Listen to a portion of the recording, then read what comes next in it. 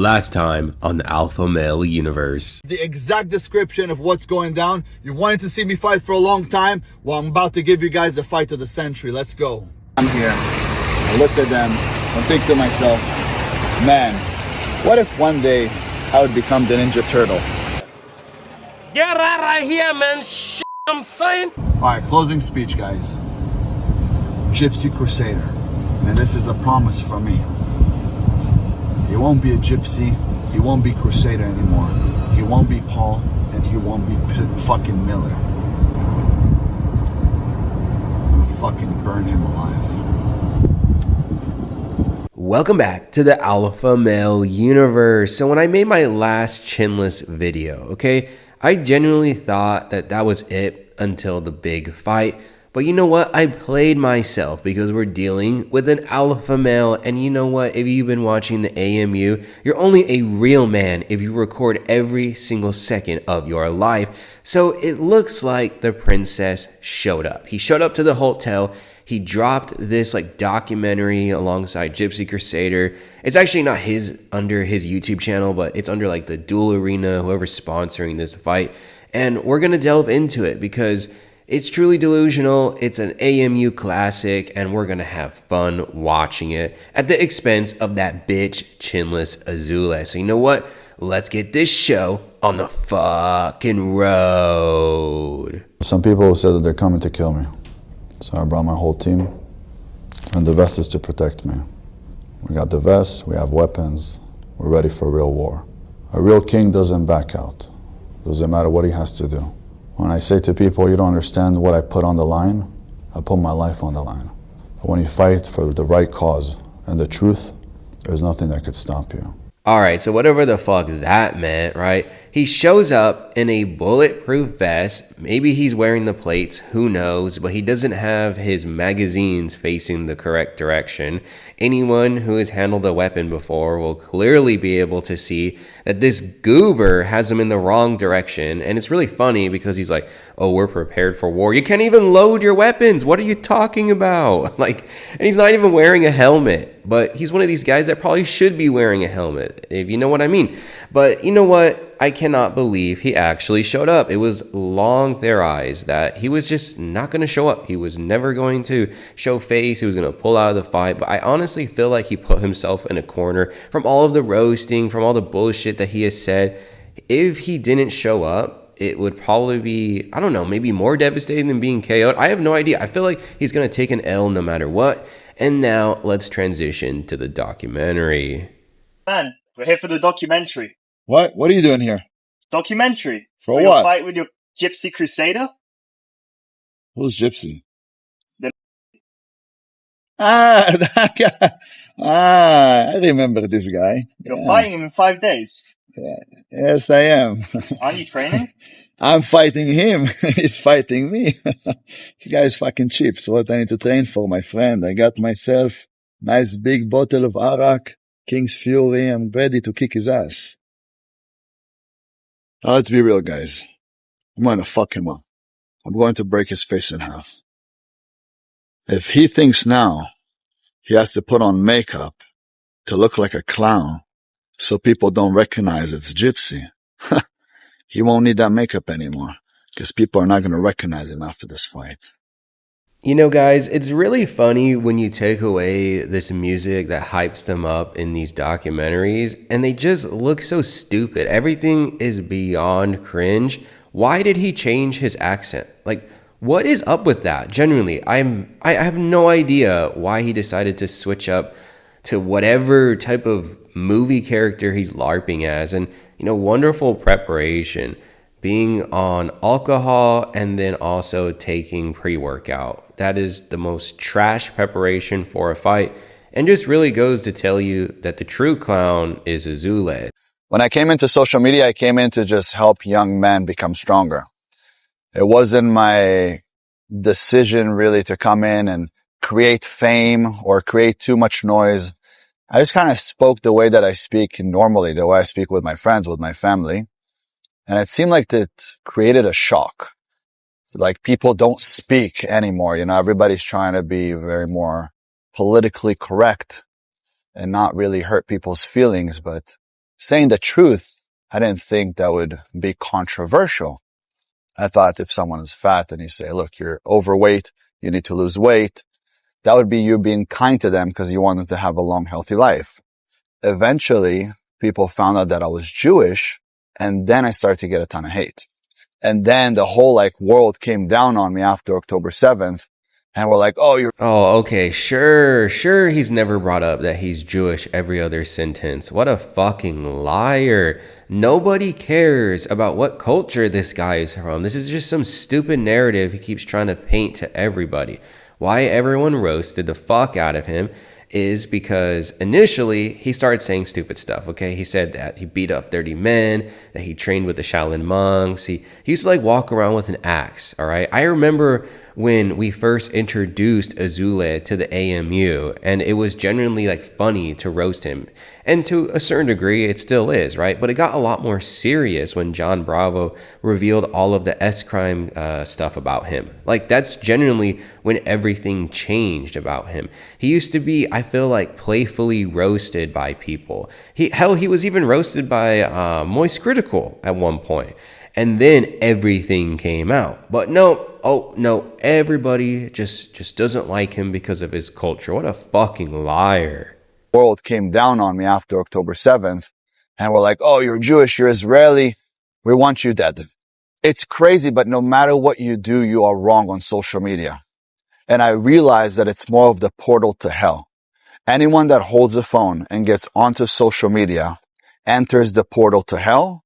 And over there, you're going to have to fight crazier demons than you've ever had to fight before. But most people don't really know the end reason of why I'm here. I'm not here for the fame. I'm not here for the money. I'm actually here to save the next generation.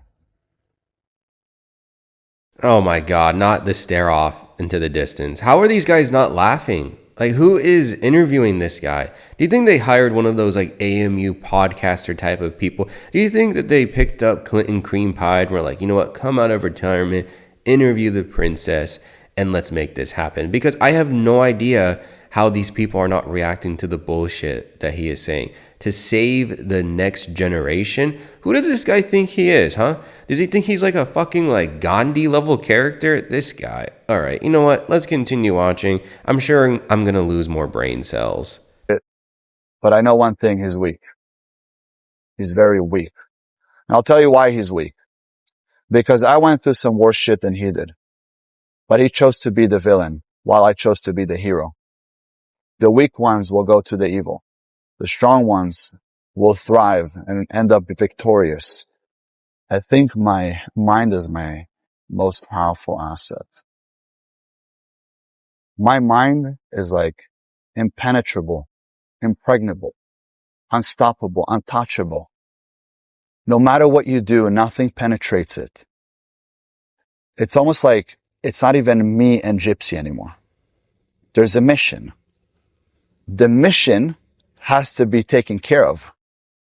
The mission is to stop a demon. When is the fight? It's on August 29th. Okay. I'm fighting for all Jews and for all blacks. Come on, man. This man, he is literally the most racist man on the planet. All of his games only work for fools. A man that... Okay, so now he's fighting for every single black person on the planet. He not only wanted to fight for every single Jewish person, he wants to fight for everyone. He just really wants to paint himself as a superhero. He even has a corny ass Superman tattoo on his shoulder, and he wants to talk about how his mind is the strongest thing. But the thing is, he couldn't even do high school math. He had to drop out of high school. So what are we talking about here, honestly? A math problem was too difficult for him. It destroyed his mind. So what are we talking about, okay? I know, okay, maybe I'm being a little facetious because we could try to contextualize that with fighting, but you know what I mean, all right? This guy's not the sharpest tool in the shed, and it obviously shows. No, Gypsy could speak all he wants to speak.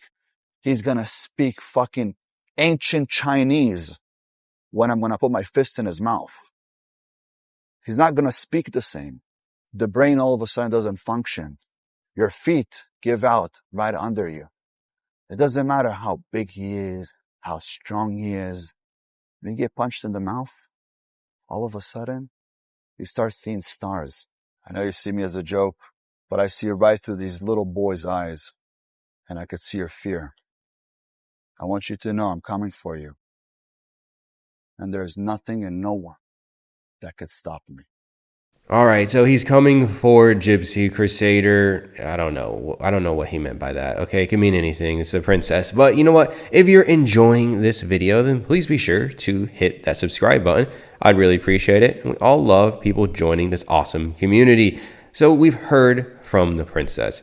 We've listened, we've brain rotted. I feel like some people are on the side of their seat just with drool on themselves because they just cannot take it anymore.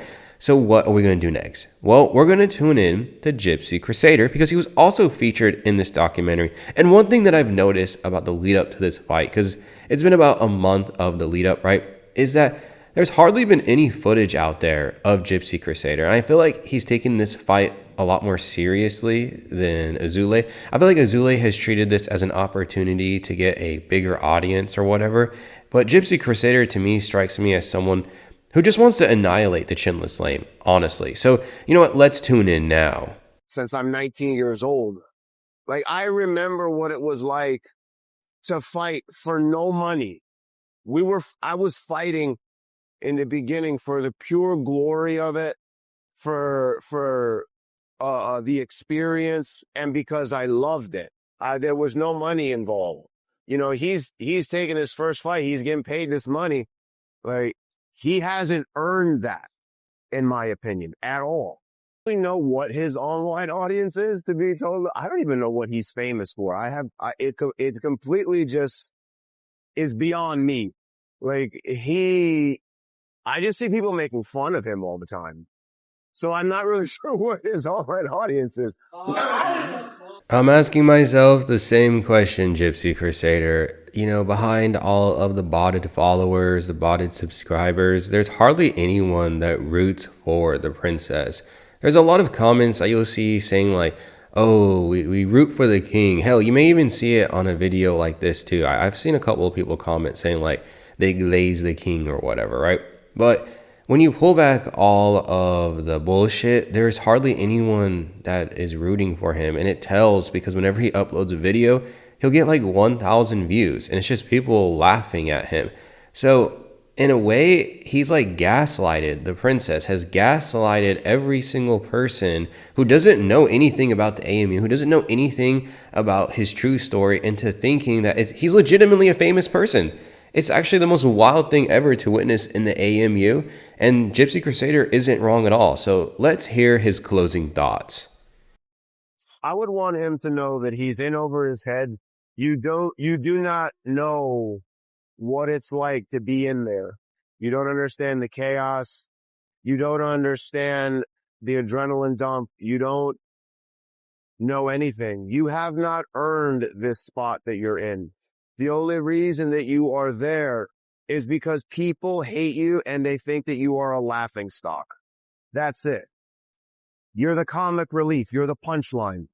That's all you are, and that's all you will ever be. So something that immediately comes to mind from watching this documentary is the stark contrast between these two guys. And it's that the words are so much heavier from Gypsy Crusader. He strikes me as a man who is legitimately thinking about what he says. He seems like he's taking the fight very seriously in his preparation. And Azoulay is just coming up with everything he could possibly think of from like Urban Dictionary or whatever. He's asking ChatGPT, how can I appear even more badass? I'm telling you, if nobody knows who these two guys are and you just put this video in front of them, they would for sure come to the conclusion that the chinless lame is the clown. Honestly, I honestly do. And it's wild to me that considering how controversial Gypsy Crusader is, the princess managed to make people love Gypsy Crusader. Honestly, I feel like he came into this fight thinking that he was going to be the hero of everything. I personally don't support either of these two guys, right? I'm not gonna pass an opportunity to watch Azoulay get destroyed, but a lot of people are rooting for Gypsy Crusader. It's just a objective fact, something that I've observed from making these videos, from seeing commentary, from seeing comments across the forums or whatever you want to say. And it's funny because I feel like Princess thought this was going to be such an easy fight in terms of the narrative, in terms of the actual fight. But I feel like nothing has gone to plan, and he's going to get mollywopped in the ring. So if you enjoyed this video, I'd appreciate it if you smash that like button, consider subscribing, and swinging on by the AMU Discord. Just find it somewhere. I posted the link a million times, and I'll see you in a future AMU episode. Later, guys.